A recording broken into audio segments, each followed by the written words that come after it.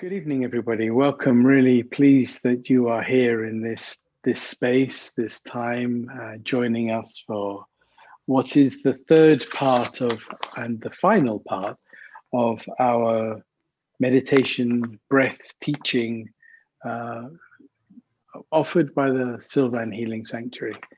And just to give you a little bit of a background for those of you that haven't picked up on this, the essence of this teaching is as a support to give skill for you to find your own healing, to use the different techniques and the skills that Feroze has kindly brought to this space to be able to link in and connect with your inner world, and to use those skills as a way of taking care of yourself in this complex time that we're living in. Instead of going out and looking for the fix, can you find that within yourself?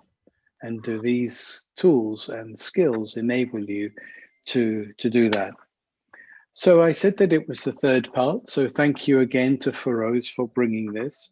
I was going to use my own words, but in truth, the words that Feroze put in the original leaflet are really very apt. So if you don't mind, I'm going to read them.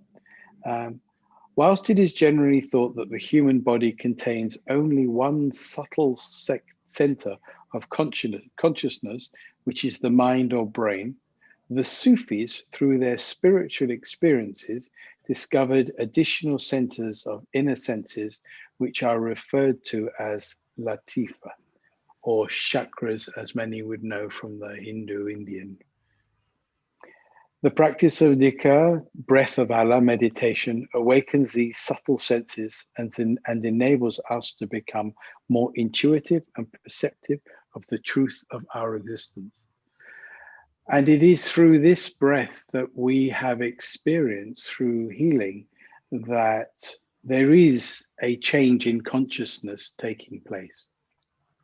And the community here has an opportunity to enlighten yourselves and to allow your own healing to come forward and to share that with others. And I think that that is something that is taking place because of COVID, this sharp point of change. And we're experiencing that, and you are experiencing something today. So pass over to my very good friend, Feroze. Thank you, Craig. I'm honored that I'm looking at so many people who are experienced meditators. So it's an honor for me to be able to share this, my meditation, with you. So be relaxed. Take a deep breath, please. And let all your negative senses go, everything. Bring your breath to the tip of your nostrils, as we've been doing in the first two sessions, gently breathing in and breathing out, gently.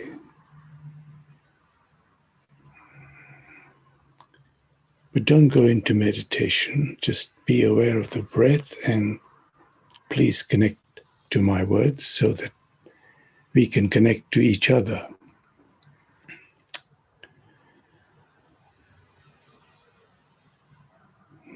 Breathe in, breathe out.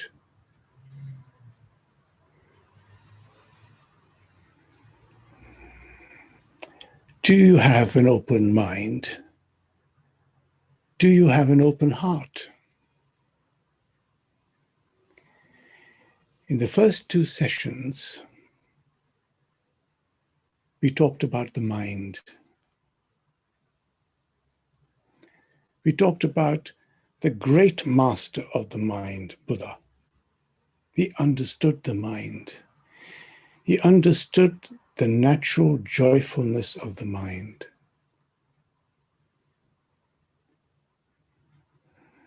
Breathe in, breathe out. But today, I'm going to ask you to close the mind and open your heart.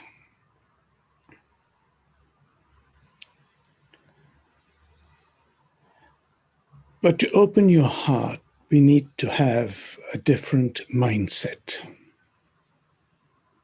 Yet I've already made a mistake by saying mindset. It's a contradiction.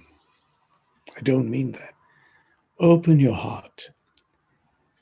Let me describe to you what I mean by that in the way the Sufis did. The Sufis told stories and parables to illustrate a concept so that you would remember it. Because otherwise, words come from one side of the ear and go out the other side. So once upon a time in the 13th century, there was a man called Rumi. Rumi at that time was a great scholar. People used to come from far and wide to listen to his lectures and his sermons. So one day he's sitting by the lakeside with a stack of books. It's a beautiful day. And he's preparing for his evening sermon. Suddenly, somebody appears and interrupts him. Is this man in black torn clothes, disheveled hair, a wandering dervish. And he asks Rumi, his name, this dervish's name we later find, is Shams of Tabriz. Shams says to Rumi, what are you doing? And Rumi looked at this disheveled man and says, I'm doing something you won't understand. He says it condescendingly. What does Shams do? He goes to Rumi, he picks up all these books and throws them in the pond.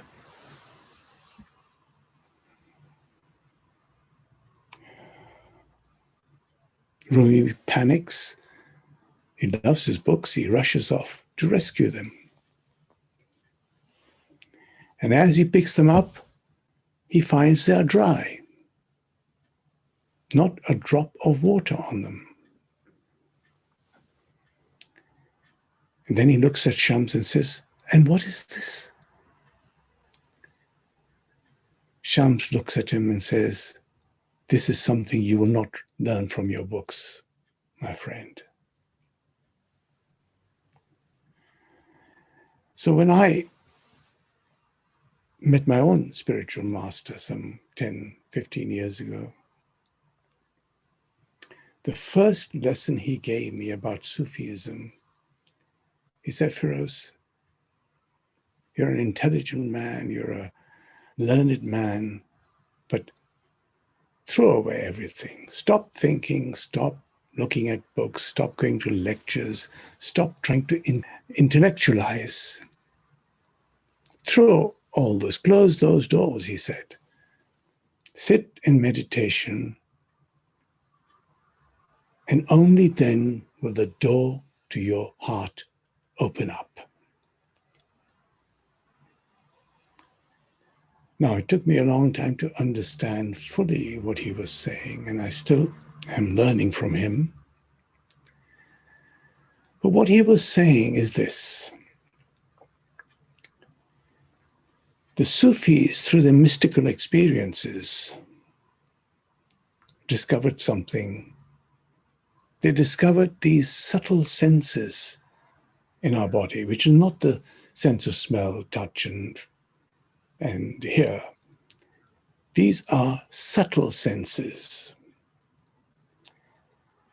And they found a way to awaken these senses, a type of breath meditation.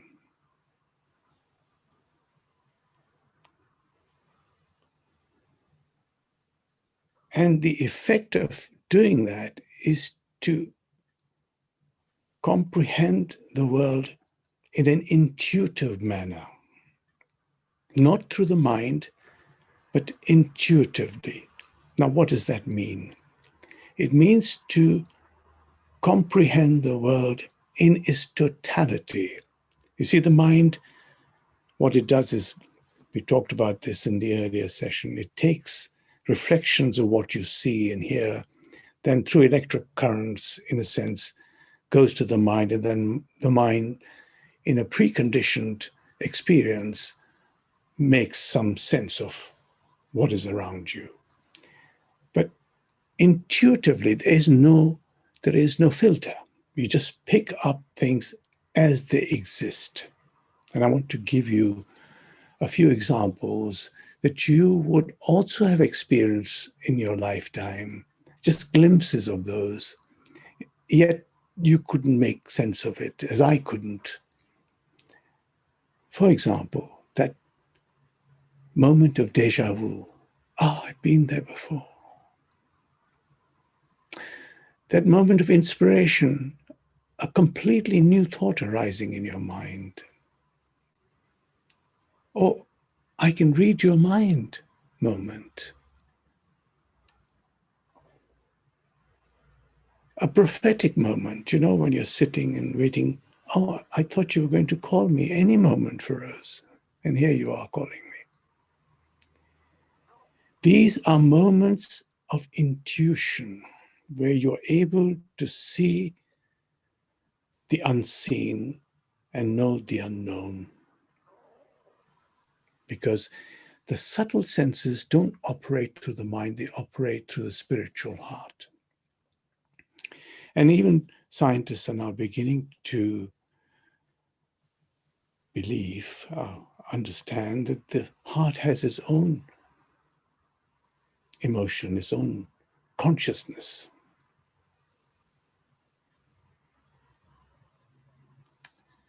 Take a deep breath and let's relax a little bit. In breath, out breath.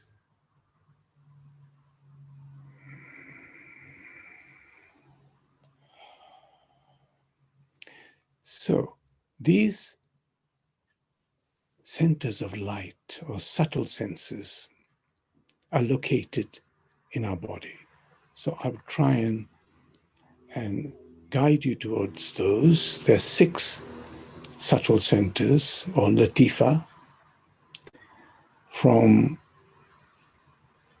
down to up. First of all, at the base of your stomach is a breath of life.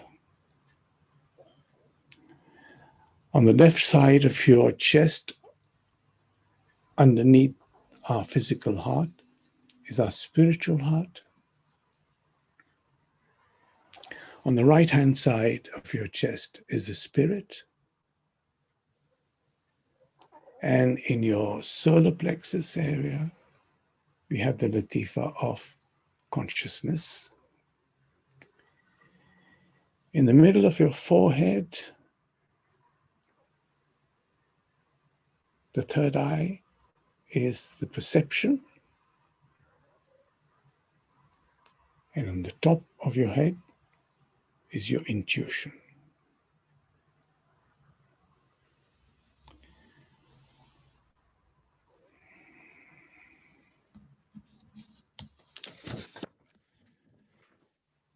Now, this breathing exercise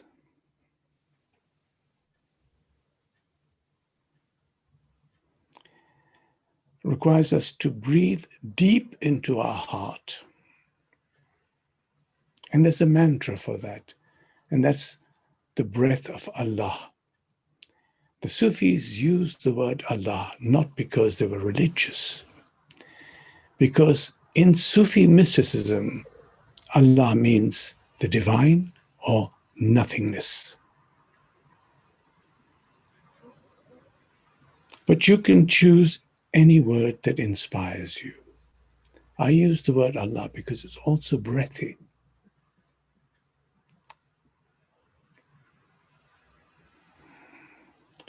So what I will do is I'm going to demonstrate to you first. You don't need to join in now just yet until I say so. And then we'll do this cycle of breathing exercises 3 times in this session. But when you're on your own, you should do it 9 times. So I'm going to put my right hand on my chest, just on top of my heart, because I'm going to try and breathe deep into my heart. In 3 short breaths, and I will chant Allah after each in-breath. So it's 3 short breaths. On the last breath, I'm going to hold my breath for a little while, but not uncomfortable. And then breathe out fully and completely. So I'll demonstrate once, and then we'll do it together. Allah, Allah, Allah. Holding my breath.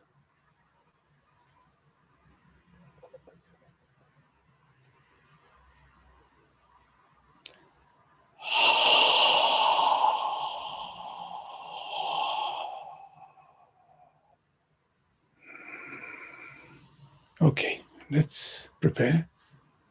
Put your hand on top of your heart.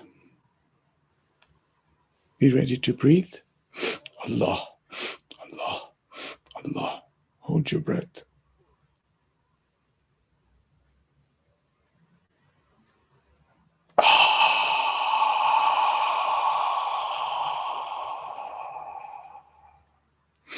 Allah, Allah, Allah.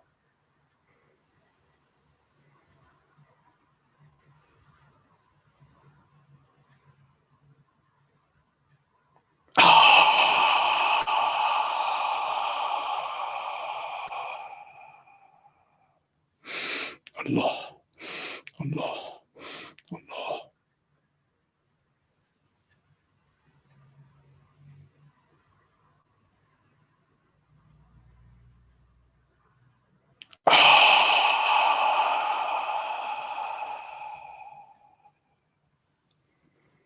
Breathe gently now. Just try and feel any sensations that arise in your chakras, in your latifas. Just gently breathe, gently allow yourself to feel the energy. You know, one of the great things that happens in this form of meditation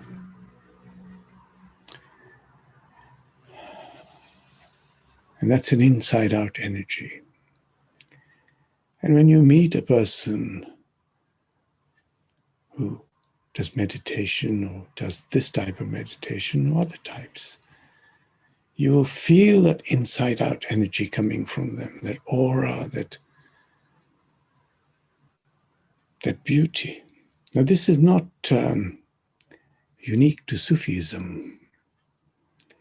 Many cultures have this inside-out energy through meditation. Hindus call it prana, Chinese call it chi. Even St. Francis of Assisi, the Catholic Orthodox way, called it divine love. The native Indians of America called it Mother Earth energy.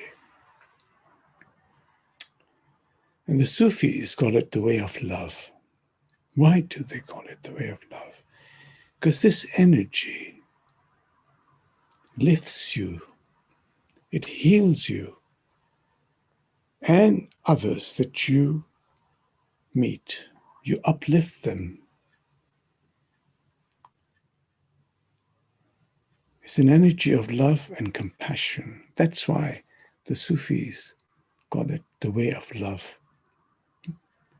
Because if you feel the love and if you feel the compassion, you will want to share that with everybody. I know.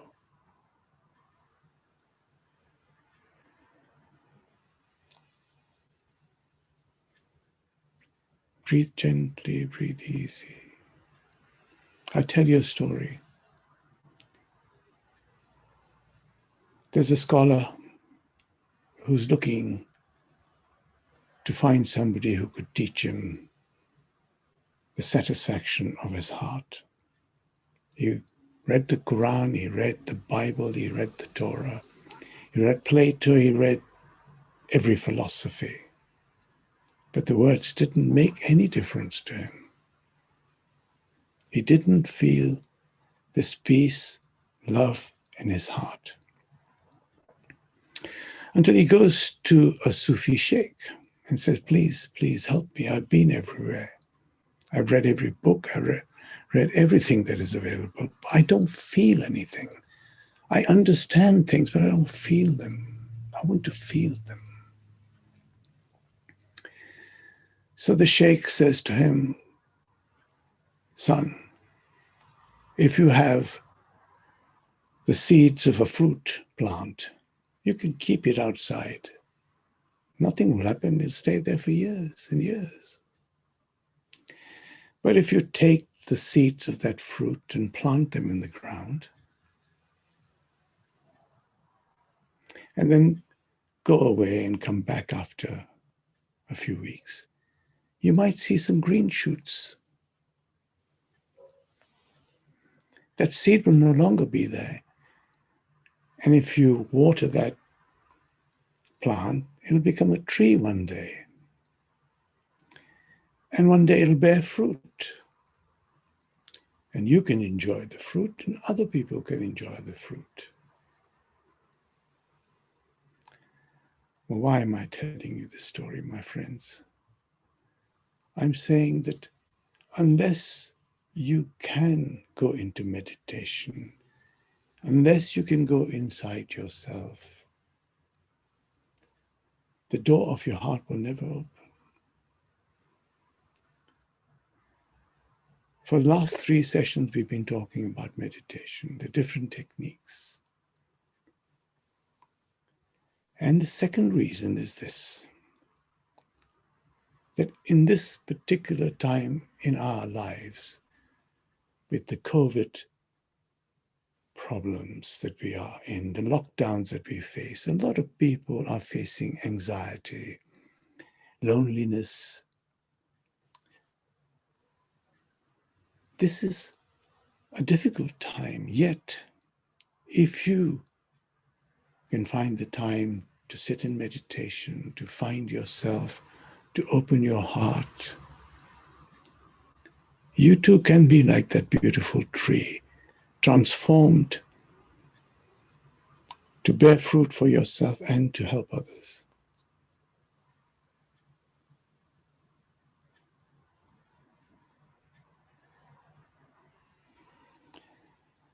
Breathe gently in, gently out.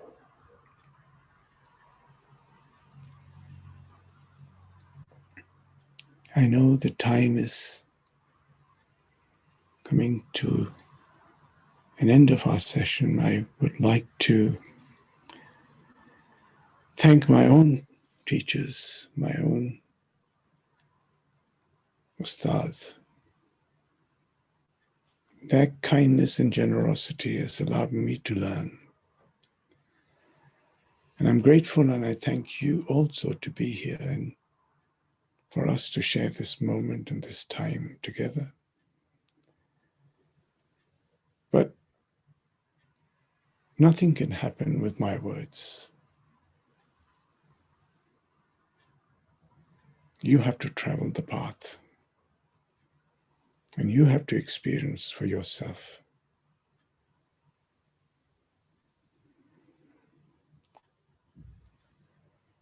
You gently make your way back to the room, to the sanctuary. Gently come back